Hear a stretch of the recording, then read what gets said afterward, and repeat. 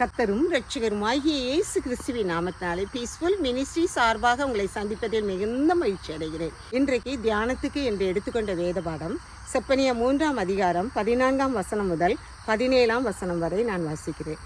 சீயோன் குமாரத்தியே கெம்பீரித்து பாடு, இஸ்ரவேலரே ஆர்ப்பரியுங்கள். எருசலேம் குமாரத்தியே நீ முழு இருதயத்தோடும் மகிழ்ந்து களிகூறு. கர்த்தர் உன் ஆக்கினைகளை அகற்றி உன் சத்துருக்களை விலக்கினார். இஸ்ரவேலின் ராஜாவாகிய கர்த்தர் உன் நடுவிலே இருக்கிறார்.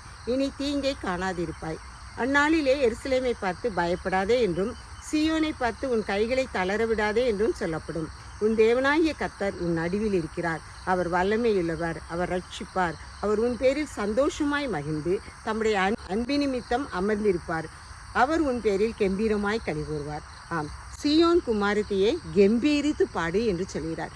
ஏன் நாம் கெம்பீரித்து பாட வேண்டும் என்று அடுத்த வசனத்தை நாம் பார்க்கும் பொழுது, கர்த்தர் உன் ஆக்கினைகளை அகற்றி உன் சத்துருக்களை உன்னை விட்டு விலக்குவார் என்று சொல்லியிருக்கிறார். ஆம், நம்முடைய சத்துருக்களை நம்மிடமிருந்து விலக்குகிற நிமித்தமாக நாம் மகிழ்ந்து களிகூற வேண்டும் என்று ஆண்டவர் விரும்புகிறார். ஆம், இந்த உபவாச நாட்களில் இன்றைய 4வது சனிக்கிழமையிலும் ஆண்டவர் நம்மோடு கூட இடைபடுகிறதுனால் நாம் அவரில் மகிழ்ந்து களிகூறுகிற பிள்ளைகளாக காணப்பட வேண்டும். நம்முடைய பாவங்களை, நம்முடைய ஆக்கினைகளை அவர் நம்மை விட்டு நீக்குகிறவராக, நம்முடைய சத்துருக்களை நம்மை விட்டு நீக்குகிறவராக அவர் காணப்படுகிறபடியால் நாம் மகிழ்ந்து களிகூர்ந்து ஆர்ப்பரித்து மகிழ ஆண்டவர் நம்மை அழைக்கிறார். ஆம், அவருடைய வேதத்தை வாசிக்கிற பிள்ளைகளாக, அதிலே நாம் மகிழ்ந்து களிகூறுகிற பிள்ளைகளாக காணப்படும் பொழுது நம்முடைய வாழ்க்கை இன்னும் சந்தோஷமாக அமையும்.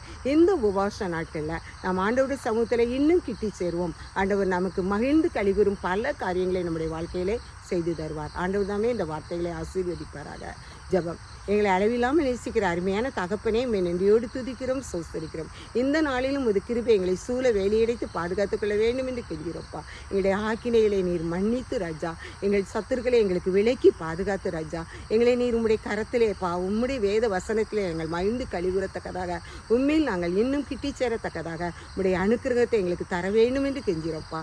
எங்கள் ஒவ்வொருவரையும் உடைய கரத்தில் தாழ்த்தி ஒப்பு கொடுக்கிறோம். எங்களுடைய பலவீனங்களை மாற்றி போட்டு உம்முடைய பலத்தால் எங்களை இடைக்கட்டி காத்துக்கொள்ளும்.